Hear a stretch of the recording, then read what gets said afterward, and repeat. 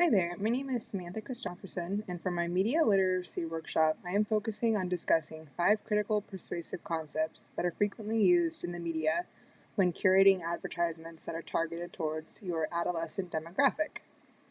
The techniques I will review today are repetition, fear, warm and fuzzy, the big lie, and nostalgia.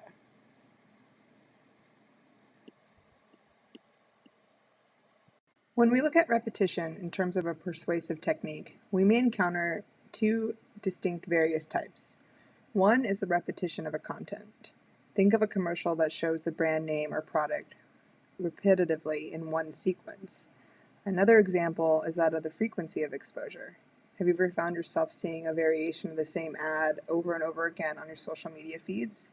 This is repetition being used as well. We see in the Sprite commercial on the next slide with Drake that the Sprite bottle is showed in a series of frames. While the commercial itself focuses on showing Drake in a music studio, the repetitive shots of him drinking Sprite are what really fuel the product placement and support the marketing of the product and the brand. We can also see that the Sprite is used in more than one way, from the bottle to the liquid flowing through the different sequences. Repetition is especially appealing in marketing to adolescents, as they are more likely to want to purchase something that has been embedded as familiar in their brains from a repeat exposure.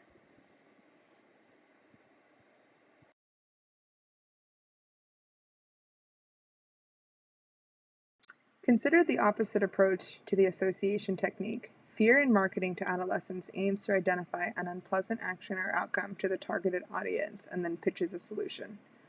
Fear may be versatile in marketing to adolescents.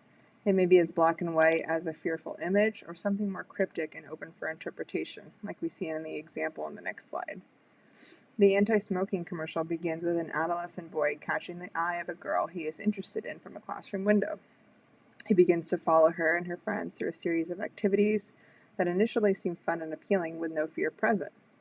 He continues to follow their lead in actions until they go to jump off a hill that is out of sight. Once the boy approaches the hill to see where all the other teens have gone, he sees them all lying dead in a ditch. The commercial ends with the message, "Don't follow the crowd. Think for yourself and say no to smoking." So it shows a clear example of fear and then pitches a solution with its end message. The advertisement uses an effective and fearful ending to show the outcome of participating in teen smoking. Although it may be a severe example, it is effective in creating a fear response in the viewer, and it is likely an effective advertisement in terms of how the marketing goals are outlined prior to execution.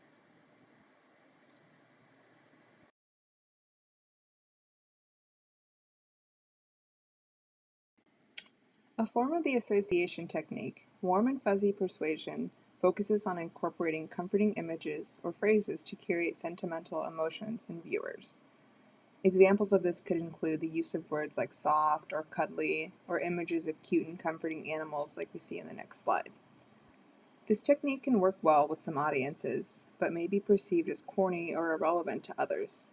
This is especially important to consider when we look at the adolescent demographic, as those in this age group may be on the cusp of identifying as either older or younger, and may be easily put off by media that seems to be geared towards younger children, making them feel like it's for babies, that sort of thing. We want to avoid that when we're looking at persuasive techniques for adolescents. And it's especially sensitive and critical when we look at the warm and fuzzy technique. In the Animal Humane Society commercial, we do see a few different persuasive techniques being utilized here.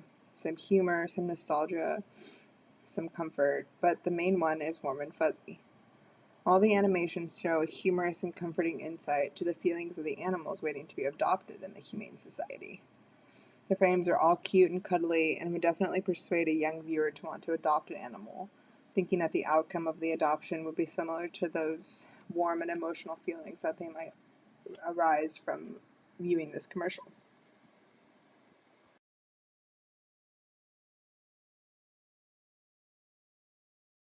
The big lie is a marketing approach that aims to tell a story so grandiose or false that it will have to be believable. Adolescents are vulnerable and may be likely to believe something that seems too good to be true. That's why it's critical to be able to identify in this technique in marketing.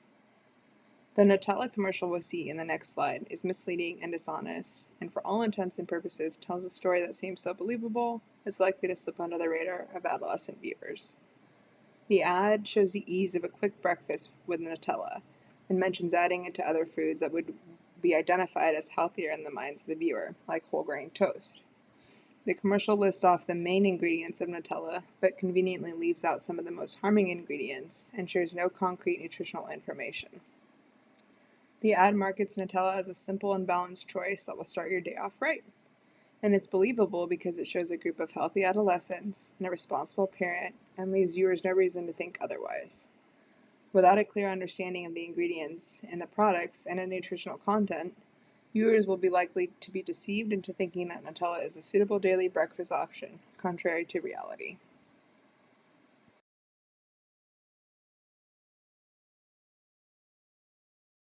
The opposite of the new technique, nostalgia aims to take viewers back to a different time where things were better in their mind. Reminding viewers of the positive parts of the past often make them forget the negatives and those affected by things that can't be changed or have been changed for a reason. Perhaps my favorite example of this workshop, we see a Nintendo ad in the next slide that's called Two Brothers. The commercial shows two brothers growing up over several decades and ultimately growing apart, until they reconnect later in life when they both purchase Nintendo Switches and can play games from their youth together on the game console from different parts of the country. The commercial can appeal to many different demographics, but the common denominator in the persuasive technique is concretely nostalgia. Emotional responses are curated from the story told in the short ad, and the result of everything is that the relationships can be repaired and brought back together again with a nostalgic connection. This may or may not be the most realistic outcome, but it is definitely possible, and I think this is one of the most effective advertisements we've discussed today.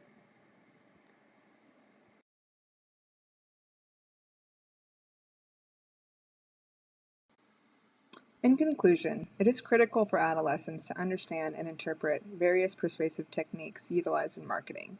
By doing so, the ability to decipher reality from fiction is possible. It can help curate more responsible purchases and realistic expectations in both consumer products and social efforts. We see here that techniques like fear can have a controlled outcome in terms of unhealthy habits or dangerous activities such as teen smoking. We understand the value of nostalgia and warm and fuzzy emotions that can arise in certain marketing techniques. We also see that things can be deceptive in media, and we can't just believe anything that we see in a commercial.